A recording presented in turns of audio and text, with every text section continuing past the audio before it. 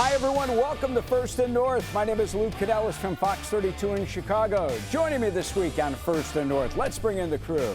The voice of the Detroit Lions from Fox 2 in Detroit, Dan Miller. From Fox 6 in Milwaukee, Lily Zhao.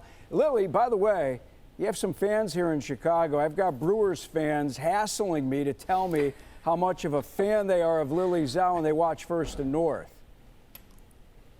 Oh, that's so kind. I love that I've got fans in Chicago, so thank you guys. And I just love that people are watching our show, so it means we're putting out a great product. So that's great to hear. Thanks, Lou. And from Fox 9 in Minneapolis, Pierre Nugent. All right, guys, let's get into it. Let's take a look first at the NFC North standings.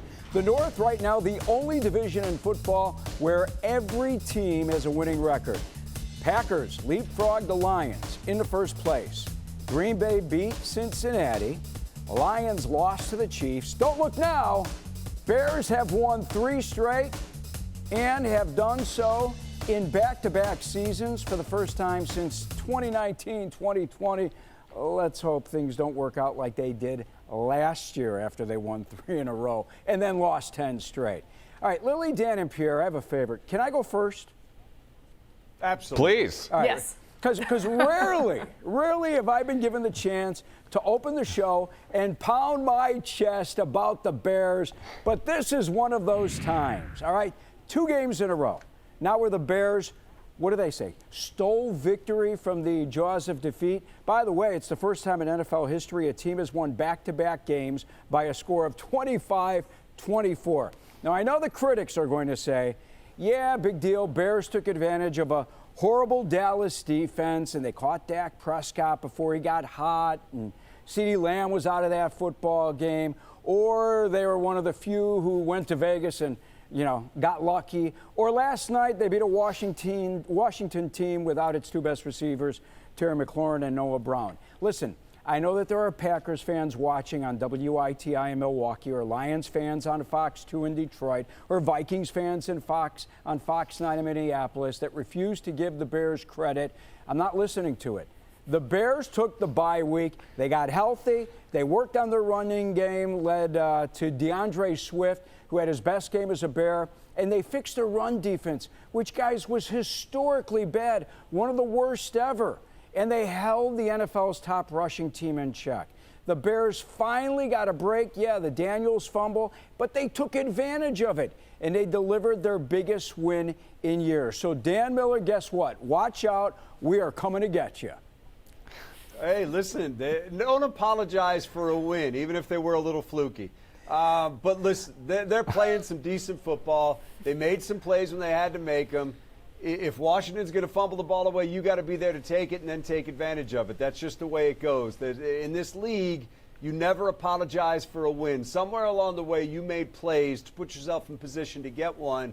And then if you're in position to get a break at the end of it, that's good too. And as far as roster construction and other teams having injuries, look, man, everybody's missing players. So you need to take advantage of that. If somebody's down a couple of guys, find a way to take advantage of it and win the game, because nobody's going to feel sorry for you when you're missing a few guys and you only get 17 cracks at this thing. All right, one question, Lou. Have we figured out who Ben Johnson was talking to yet when he asked him to please be quiet? No, we have not. Okay. Just wondering. But I do want you to hear your good friend Ben Johnson. Hell yeah!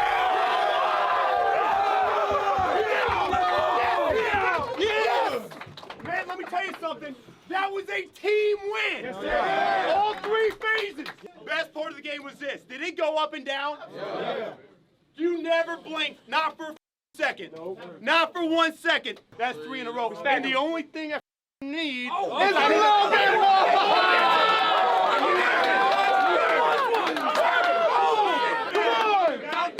Good, better, best. Good, better, best. Never let it rest. Never let it rest. Good gets better. Good gets better. And you better get better. You better get better. Bears on 3. 1, 2, 3. Bears! Oh, man, the sun is shining in Chicago, guys. We love it here. All right, I want to get into the Lions, Dan. Enough about the Bears. Lions lost at Arrowhead, and the offense has had better days. Patrick Mahomes posted his highest passer rating in a regular season game in over the last, 3 seasons, which really shocked me. And frankly, the officiating stunk. And I watched every minute of that game, and I thought it was awful, the officiating. Which bothered you most about Sunday night's loss? Well, I would say it was, for me, the thing that bothered me was the uncharacteristic mistakes that the Lions made. Look, as far as Mahomes, man, he was terrific. And it was hard to get any kind of rush on him because he was getting the ball from center and firing it. I mean, he wasn't getting his feet set. He wasn't stepping into the throws. He was just getting it out of there sometimes. And he made the Lions pay, and the Lions were hurting in the secondary in terms of injuries. But like I said, nobody's going to feel sorry for you. You've got to find a way to get it done.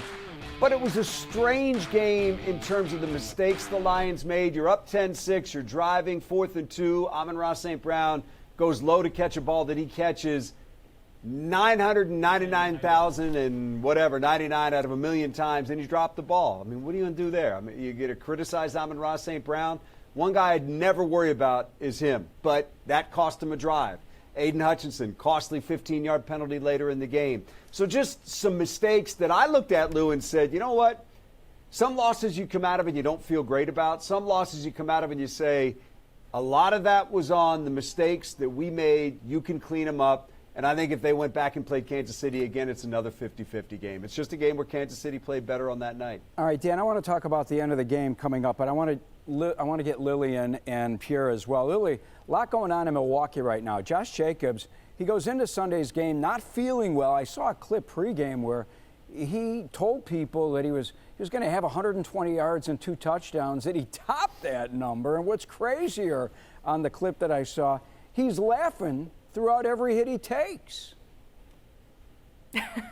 Yeah, he's got that psycho mentality, which I think people love about Josh Jacobs, but it was kind of an illness game for him too. He was not feeling good.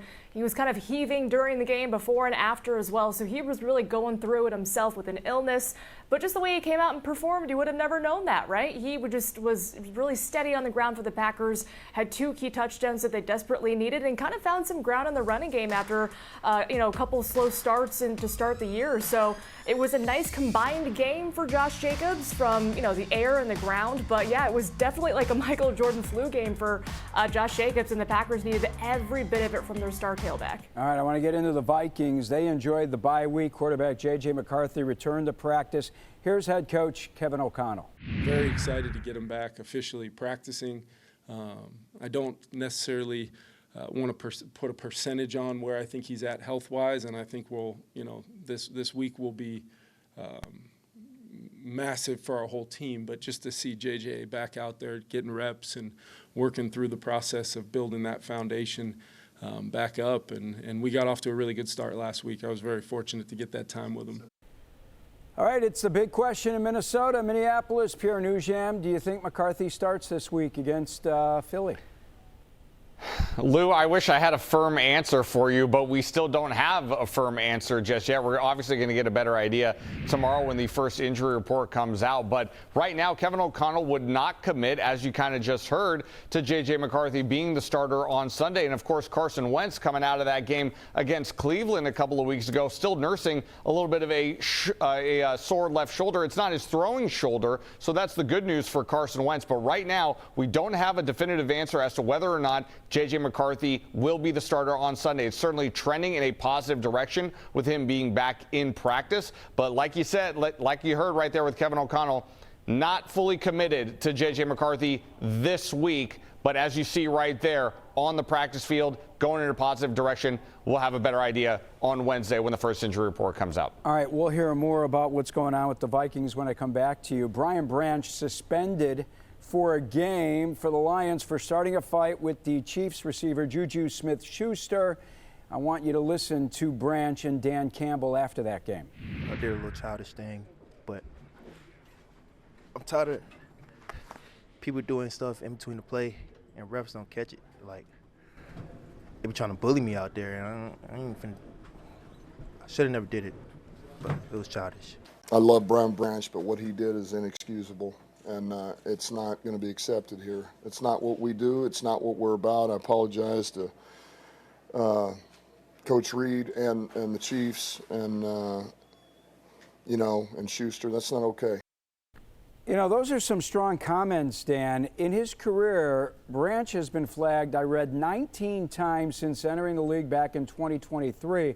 But what was even more striking is he's been fined more than $100,000 in parts of 3 seasons.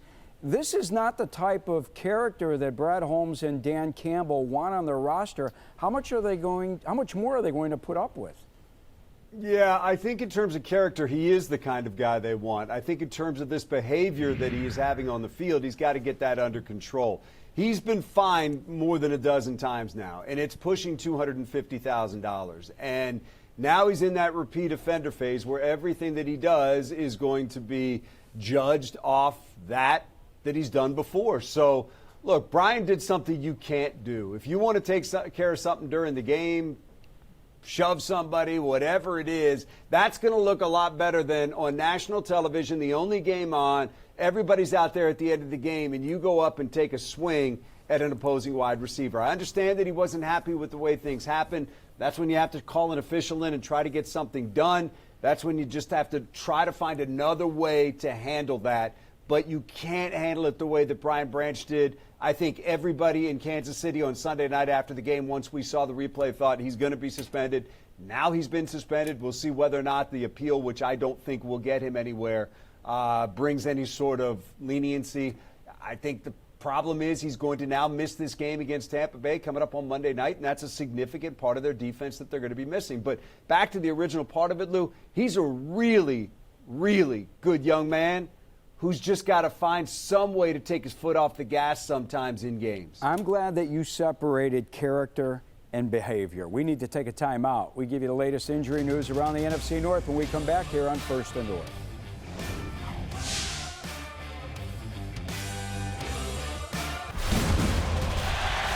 Michigan takes on Washington. It's Big Noon Saturday on Fox. Welcome back to First and North. Lou Canellis at our Fox 32 studios in Chicago. Dan Miller is at Fox Detroit. Lily Zhao, Fox Milwaukee. Pierre Nugent, Fox Minneapolis. All right, Pierre, I'm going to start with you. Blake Cashman posted a picture of himself in uniform with the caption, "Back to the bank." Now, he's not going to return to the bank. He's going to come back in Philadelphia. But how important is he for that Vikings defense? Vital, Lou. He's absolutely vital. There's no question about it that this defense is a heck of a lot better when he's on the football field. And when you look at this defense in particular, led by Brian Flores, they have been one of the better units over the last couple of seasons. However, this season in particular, they are 24th against the run. That has been a little bit of a bugaboo for this defense. And you can really point to Brian Cashman not being in the lineup as a reason as to why they have not been as good against the run this season. So if he is healthy enough and deemed healthy enough to return to the lineup Sunday against Philadelphia, that's going to be a big shot in the arm for this defense because they've really missed him over the last few weeks. We haven't seen him since he went out with injury in week 1. So Blake Cashman would certainly be a big addition to this Vikings defense if he's able to come back healthy this Sunday. Pierre, is everyone expected to come back that's out except for Andrew Van Ginkel? For the most part, yes, Lou. And Andrew Van Ginkel is still nursing that neck injury. He was off to the side on his own at practice today. And Kevin O'Connell would not give a firm timeline. He told the media, he said, there's no real timeline as of right now for Andrew Van Ginkel, other than he's making progress and they're hoping to get him back relatively soon. But he wouldn't put an exact timeline on it. So that neck injury sounding like it's a little bit worse than what they had originally thought. But he was on the practice field, albeit off to the side. But don't expect to see Andrew Van Ginkel back on the field this Sunday. All right, Lily, I was crunching the Green Bay numbers, the Green Bay defensive numbers, and that defense has given up 52 points in the second half of games so far this season. That's more than 3 times as many points as they've given up in the first half. Matt LaFleur was asked about it, and he actually brought up conditioning. You think maybe this team just isn't conditioned or not in great condition shape right now this early in the season? I mean, it's a little stunning, isn't it? Yeah, I would say conditioning could be a part of it. I also think the halftime adjustments are a huge part of it. And when you talk about the 2 quarterbacks they faced in their last 3 games, Joe Flacco twice and Dak Prescott. I mean, Dak Prescott played out of his mind. Joe Flacco, a veteran quarterback, they made adjustments in the second half to get the ball out quick, and that negated their pass rush. So that was just what these last two teams have been able to do, or last two quarterbacks have been able to do against this Packers defenses. They're not going to get anything deep, but they're going to nickel and dime this defense, and it has worked to perfection. So that is something that Jeff Hafley needs to figure out how to counteract if now teams are kind of putting a blueprint together of how to beat the Packers defense in the second half especially. I mean, this has been an issue in the past in Green Bay of the defense can't really hold their own in the second half, in that fourth quarter especially. And yeah, we can talk about conditioning being an issue, but I think it's just the execution factor of it, of guys just not being able to execute in those money down situations. And that is what is really hurting Green Bay, because in a game against the Bengals, I mean, my gosh, you can't be giving up a 17-play, 10-minute drive to Joe Flacco and this Bengals team. So something to really learn moving forward, because this is a manageable part of their schedule where they can make those mistakes, but going into division play later in the year, they cannot be doing this. Dan, let me fire away on you about a couple of injury updates. First of all, how is Kirby Joseph's knee? We're going to find out. Kirby obviously had to leave that game, but he did come back. And the question now is, they've had a couple of guys, Taylor Decker chief among them, that they have given some rest to try to see if they can quiet down some injuries. Kirby's been dealing with a knee for a while now. He did finish the game, which is a good sign. They do have an extra day of rest before they go to Tampa. And it looks like they won't have Brian Branch, so I know they'd like to have Kirby out there. But, Lou, that's one that I think they're going to have to get into the practice week and see where he is with that knee before they know whether or not he's going to be able to play. Timeline on DJ Reed? I still think that's going to be a while before you see DJ Reed again, probably mid-November to late November at best before you get him back out there. So that's a couple of pieces of your secondary that won't be there. Probably the guy that I would see to keep an eye out for, maybe Avonte Maddox, who can give him some help at safety. In particular, if Branch isn't there, can play some nickel. He missed this past week with a hamstring. But it right now is going to be roll call at practice, and then see how some of these guys get through practice before they know exactly who's going to play on Monday. It's interesting because Tampa Bay's beat up at receiver and the Lions are beat up at secondary, and it's just going to be a matter of who can get out there in that matchup come Monday night. How about Terry and Arnold? TA, I think, is still a ways off. They got a better report, and as Dan Campbell explained it, what that better report meant was that they're just going to be able to rehab it instead of sending him directly to surgery, which was going to be the long-term prognosis where he'd miss time. So that is not in the cards right now unless this thing doesn't get any better. But still, even with that, even with surgery on the shelf for the moment, he's still got to rehab this thing. He's still got to lift weights, make it stronger, and see if he can get back to the point where he can play. The good news was surgery was going to put him into probably December, if not later. This way, they may be able to get him back here at some point, maybe late October or sometime in November. Do you have good news for me regarding Aleem McNeil? Yeah, I think so. He was a full go. I was actually a little surprised he didn't play this past week. I think that's them just trying to be smart. But he was a full go in practice last week. I think if he's a full go this week, when they get back out there, got a couple of days off here with the extra day, not playing until Monday. I think if Aleem shows them what they need to see, and again, doesn't have to sit out, and there isn't any issues with that knee, I would anticipate that this would be the week that you would see Aleem, back in the middle of that defensive line. All right, thanks for the updates. Pierre, we talked about the injured offensive line last week in Minnesota. Carson Wentz, 32 years old. He's been sacked at least 3 times in each of his 3 starts, and if Carson Wentz starts or just plays in this game, I read where Kevin O'Connell wants him to do a better job of protecting himself, right?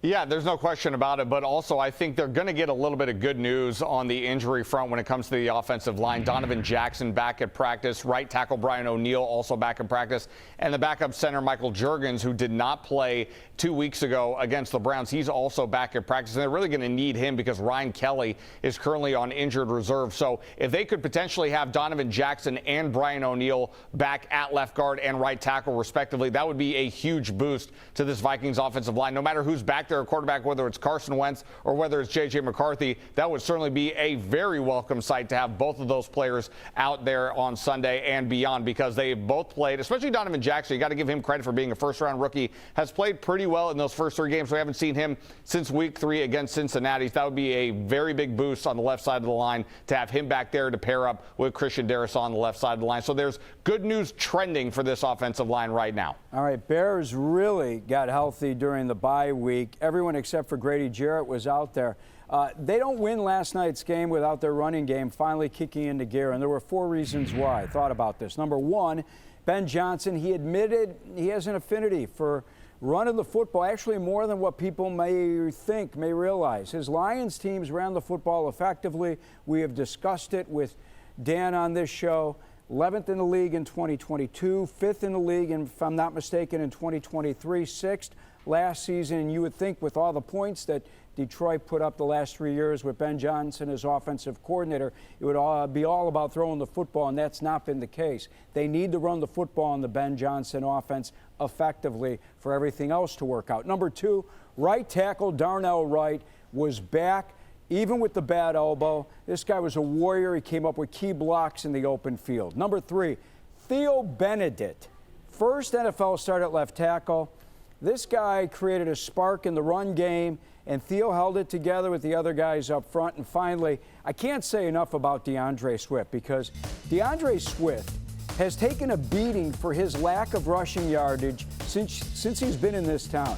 Before yesterday, he hadn't delivered off the $24 million free agent contract that he signed with the Bears last year, but he did last night. He ran for over 100 yards, almost 8 yards a carry. That just blew my mind. And his number was called on 4 of the first 7 plays. So you were watching Ben Johnson determined to get that running game going with DeAndre Swift. And that last drive, his 15-yard carry on 2nd and 12, from the Washington 33-yard line with 1:14 left. That put the Bears in field goal range. That may have been the biggest play of the night for the Bears. All right, we need to take our final timeout. We preview Week 7 matchups around the NFC North when we return right here on First and North.